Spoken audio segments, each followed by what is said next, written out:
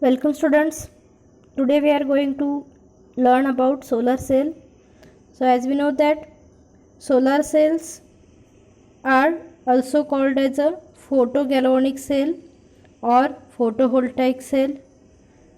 It is a device which converts solar energy obtained from the sun directly into the electrical energy.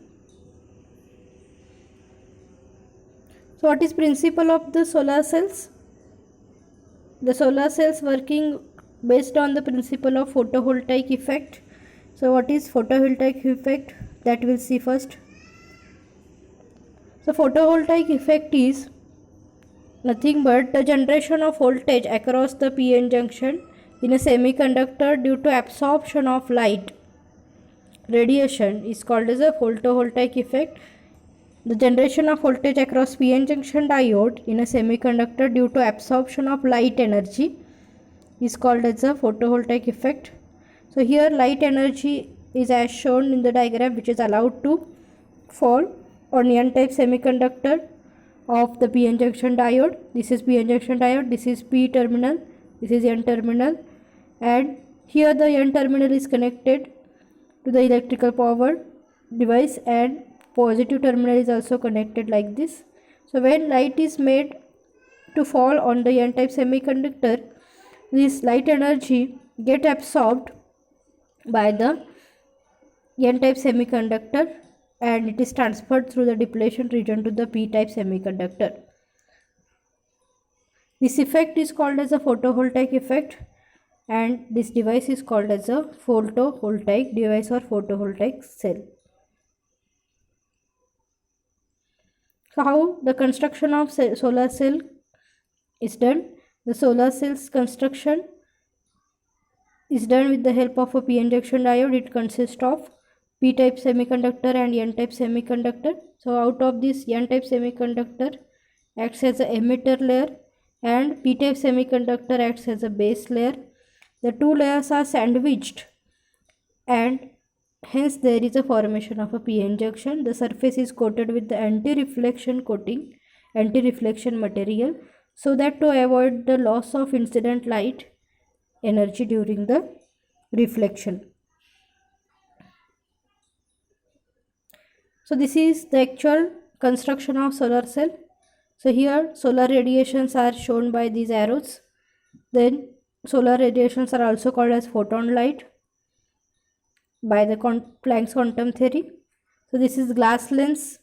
So this acts as a n-type silicon. N-type silicon or n-type terminal of the semiconductor acts as a front surface and p-type semiconductor acts as a base or substrate. The n-type semiconductor consists of majority charge carriers as electrons. The electrons are negatively charged carriers, and p-type semiconductor consists of the positively charged carriers, which are known as holes. The depletion region is shown by this yellow colored region.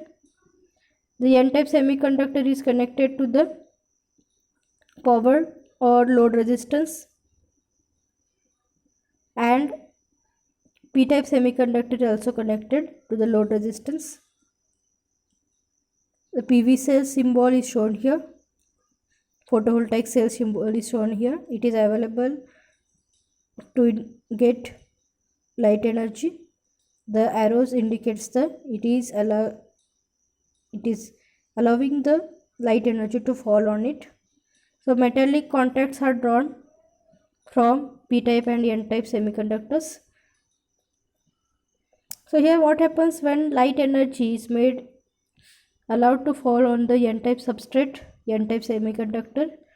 This light energy, these photons get absorbed by the n-type semiconductor, and due to that reason the electrons achieves energy.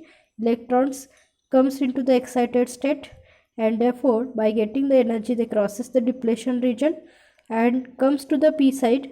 They recombine with the holes from p side, and this recombination of the holes and electrons get converted into the current, and like this the electron will flow and we get the voltage generation which is approximately 0.58 volt. It is in the form of DC voltage. So let us learn more about the working of solar panel. The solar panel or solar cell, when exposed to the light, means light is allowed to fall on the solar panel. The light energies are absorbed, as I told, the light energies are absorbed by the semiconductor material.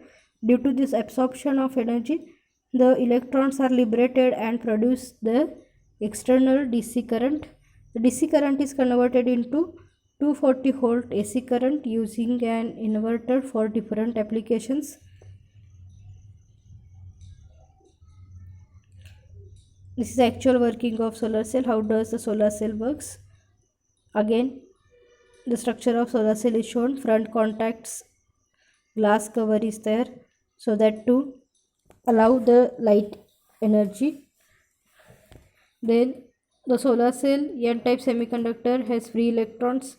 P-type semiconductor has free holes. The absence of electrons when N-type and P-type silicon come into contact and electric field forms within the cell.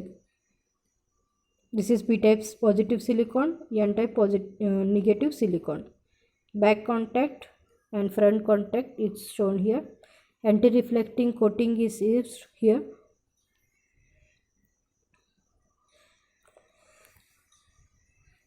Thus, when P-type and N-type semiconductor layers are connected to external circuit, electron flow from N layer to the P layer and hence current is generated. The electrons that leave the solar cell as current gives up the energy to whatever it is connected to the solar cell. We can connect the required circuit or required home appliances to be run and the re-enter solar cell. Once back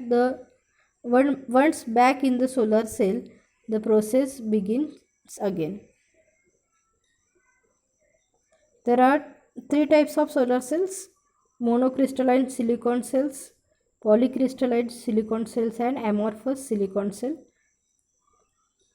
The monocrystalline silicon cell is produced from pure silicon crystal. Since the monocrystalline silicon is pure and defect free, efficiency of cell will be higher. Whereas polycrystalline solar cell, liquid silicon is used as a raw material and polycrystalline silicon was obtained, followed by the solidification process. The materials contains various crystalline sizes, hence efficiency of this type of cell is less than that of the monocrystalline cell. The third part is amorphous silicon cells. Amorphous silicon was obtained by depositing silicon film on the substrates like glass plate. The layer thickness amounts to the less than 1 micrometer. The thickness of human hair for comparison is 50 to 100 micrometer. Here comparison is made between all types of solar cells. Monocrystalline silicon has efficiency about 14 to 17%.